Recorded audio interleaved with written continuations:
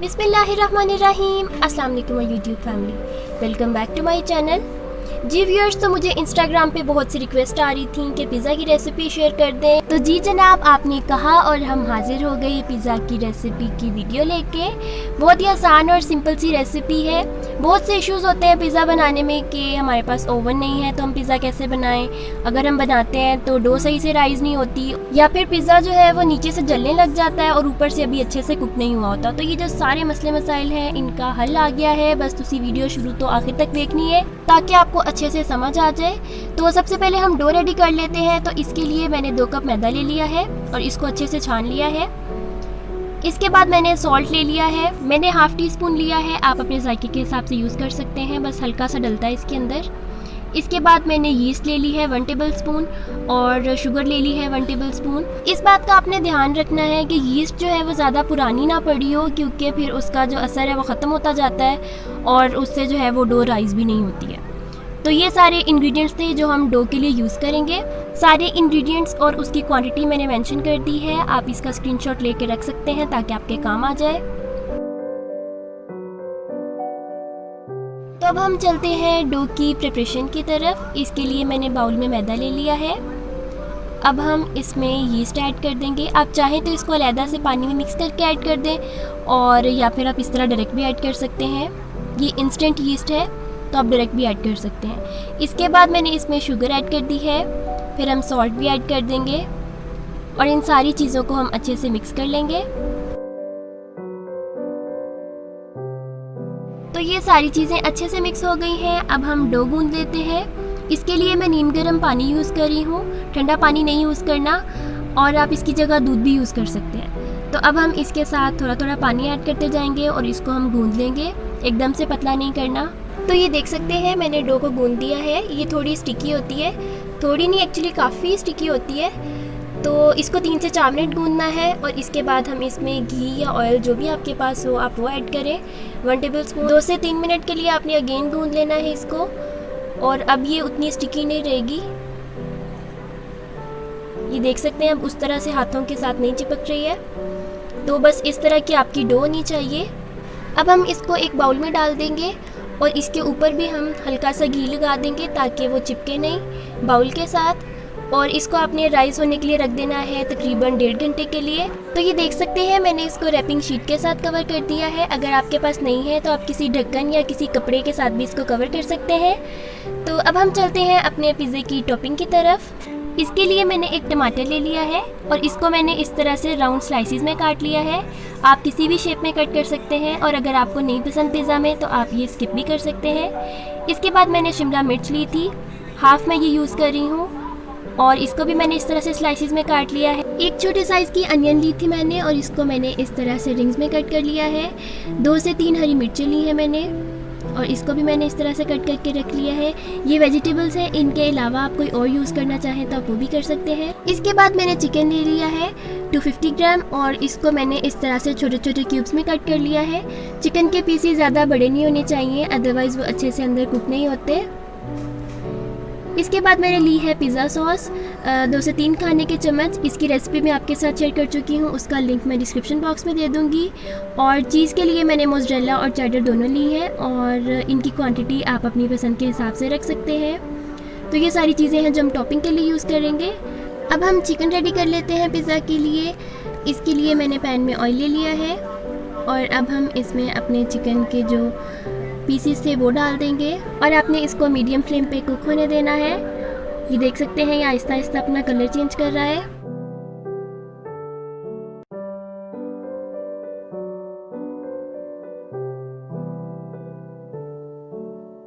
जी viewers, तो 3 से 4 minute हो गए हैं। अब हम इसमें सॉल्ट ऐड कर देंगे, ब्लैक पेपर ऐड कर देंगे और चिली फ्लेक्स ऐड कर देंगे। अगर आप स्पाइसी नहीं पसंद करते तो आप ये ना ऐड करें।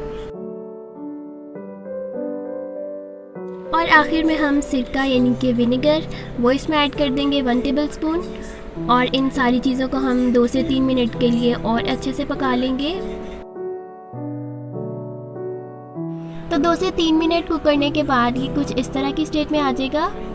अब हम इसमें 2 से 3 खाने के चम्मच पानी डाल के इसको उसी में पकाएंगे।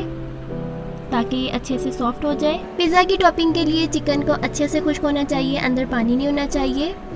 तो आप ये देख सकते हैं पानी अच्छे से खुश्क हो गया है, अब सिर्फ ऑयल रह गया है और हम इसका ऑयल सेपरेट कर लेंगे और चिकन को हम टॉपिंग के लिए यूज़ कर लेंगे। और ये आप देख सकते हैं हमारी डो कितने अच्छे से राइस हो गई है।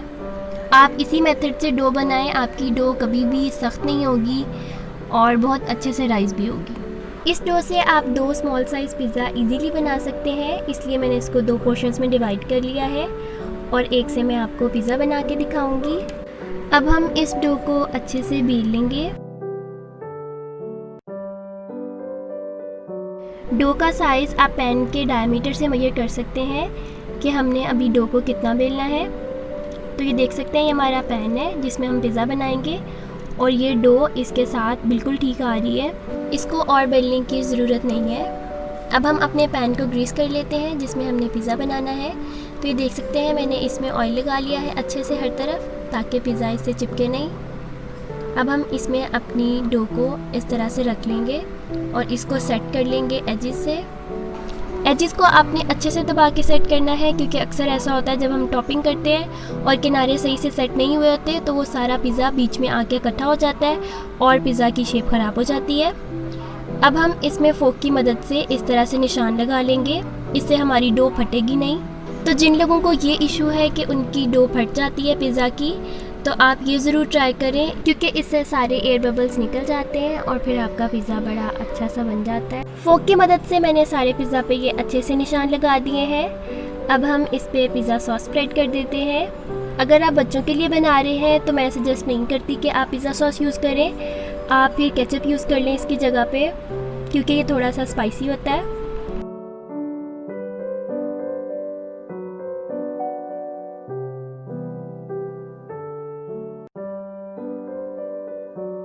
मैंने पिज़्ज़ा सॉस को अच्छे से लगा लिया है। अब हम इस पे फर्स्ट लेयर ऐड करेंगे मोज़रेला और चेडर चीज़, इन दोनों को मैंने श्रेड किया हुआ है।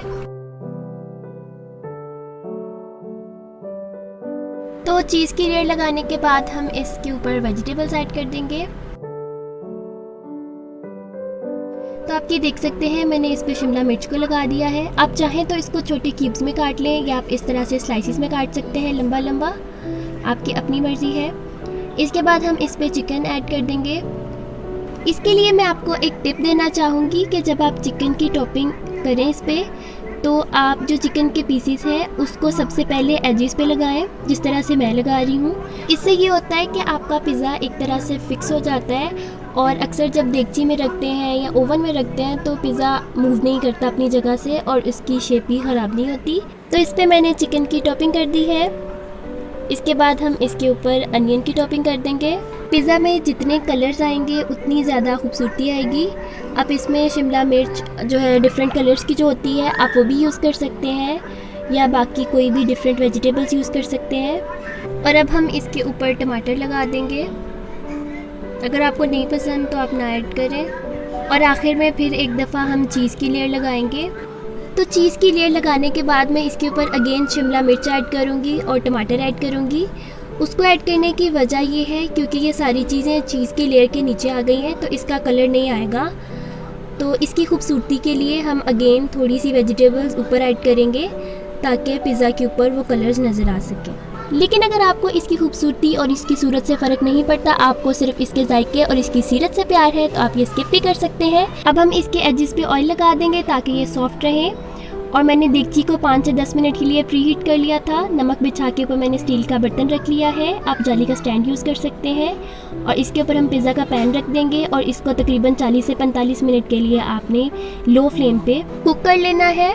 और ये देख सकते हैं ये 40 से 45 मिनट के बाद अच्छे से कुक हो गया है। अब हम इसको सर्विंग डिश में निकाल लेते हैं। जी व्यूअर्स, तो हमारा पिज़्ज़ा हो गया है रेडी, वो भी ओवन के बगैर। आई होप कि आपको वीडियो अच्छी लगी होगी और आपके सारे इश्यूज़ भी सॉल्व हो जाएंगे। आप इसको ज़रूर ट्राई करिएगा और अपने व्यूज़ हमसे ज़रूर शेयर करिएगा।